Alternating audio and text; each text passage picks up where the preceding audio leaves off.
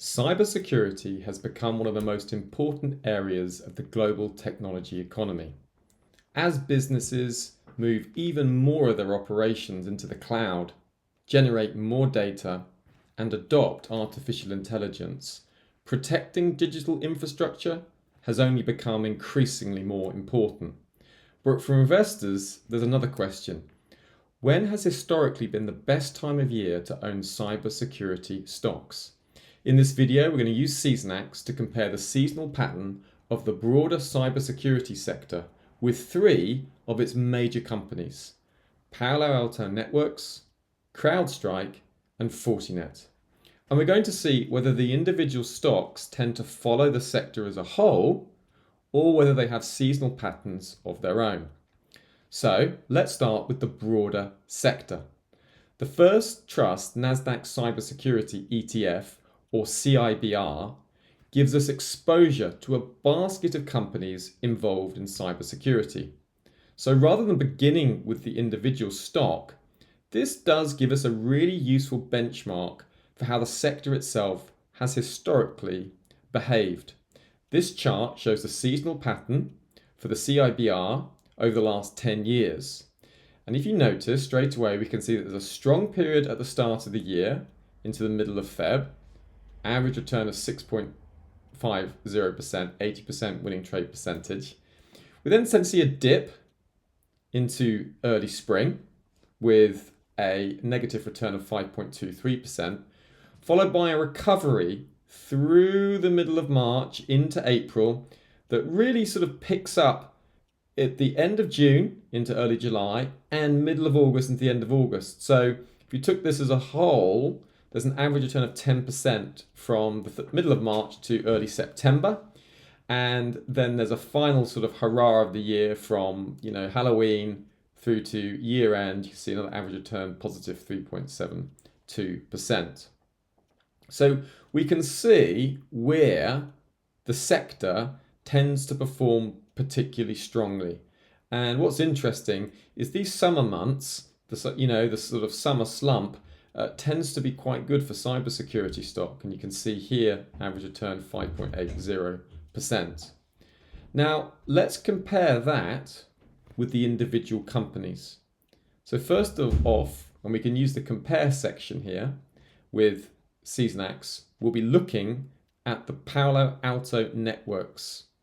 Now, Palo Alto Networks is one of the world's largest cybersecurity companies. Its technology helps businesses protect networks, cloud infrastructure, and other digital systems against cyber threats. So let's have a look here as we compare the instrument. Now we're going to compare here with Palo Alto Networks. Let's just see this. There we go. PANW is the ticker, and now we see it's on the chart. Now, what's particularly noticeable here is Palo Alto Networks does tend to follow the broad sector, but notice there's a more pronounced gain from middle of August through to November. Look here, Palo Alto Networks has an average return of 10%. Notice how it outperforms the sector. The sector has an average return of 2.80%, whereas Palo Alto Networks has 10.10%. The win ratio is very similar, but Palo Alto Networks tends to outperform. This potentially helps us distinguish between a sector-wide seasonal tendency and a company-specific one. So straight away, if there was a reason to buy Palo Alto Networks in the middle of August, you can see that historically has been a very strong pattern.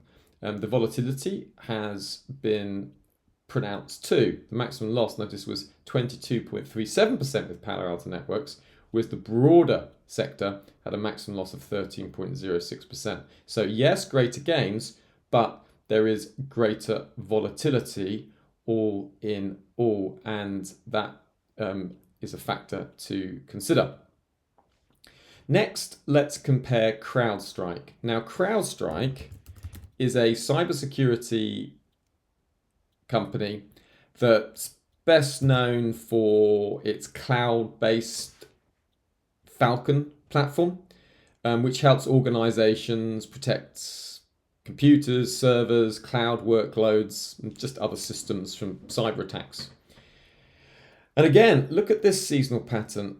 This sort of early April through to early July is particularly pronounced for CrowdStrike. Look at that average return, 34.72%. The maximum loss is 19.06%. So comparable to the sector as a whole, maximum loss of 21.38%, and comparable to Palo Alto Networks. So there is a greater gain here. The standard deviation is higher as well. So it's quite a volatile set of results, but there is an average return of 30.472%. So it's quite useful when you're seeing two companies operating with the same long-term investment theme. You can see that, Palo Alto Networks and CrowdStrike Holdings have different seasonal characteristics. Although notice how both Palo Alto Networks and CrowdStrike do generally mirror the wider picture. You can see here that the win ratio is very similar across this March to September time, with the win ratio pretty similar across all three instruments. Finally, let's have a look at Fortinet. Now, Fortinet provides cybersecurity products including firewalls, network security, cloud security, and just as well as generally helping organizations protect their IT infrastructure. Now, Fortinet has a particularly pronounced pattern from early January through to the middle of Feb. You can see here, look, the average return is 13.97%, the highest of all the average returns for the first 6 weeks of the year, and the win ratio is 90%. So once again, by comparing the individual companies against our sector benchmark, that does give us a much more complete picture than simply looking at whether cybersecurity as a theme is bullish or bearish. And if you take that dip, you notice that dip is echoed by most of these companies. So look, from the middle of the Feb through to middle of March, that the average return is negative across all four instruments. The sector as a whole, Palo Alto, CrowdStrike, Fortinet. So there seems to be some, dominating feature that's been weighing heavily on those instruments at that time of the year. And you can see the win ratio is 50-50 for Palo Alto Networks, and 40% for the sector as a whole, 38% for CrowdStrike, and 40% for Fortinet. So bringing everything together, we can see the differences. You can see that CrowdStrike tends to do well early May through to end of July. Fortinet has a good start to the year. Palo Alto Networks tends to do well from middle of August into the end of November, and CrowdStrike has a really good sort of March to June period here, right? Excellent returns. Now, also it tells us that these major companies are following the sector as a whole. The general pattern is really quite similar, and that tells you that a mid-March, through to mid-July is a pretty good time for buying cybersecurity stock.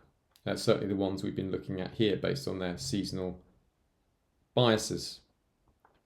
So cybersecurity, we've seen it's a major structural investment theme. But that doesn't mean investors need to treat every cybersecurity stock in exactly the same way. Looking at the sector first gives us our benchmark. Then comparing individual companies allow us to see whether these stocks historically reinforce or diverge from the broader seasonal tendency. Of course, seasonality doesn't tell us what will happen this year, but combined with fundamental and technical analysis, it can give investors another really useful perspective when considering when to own cybersecurity stocks as well as the seasonal pattern itself. So remember, don't just trade it, season exit.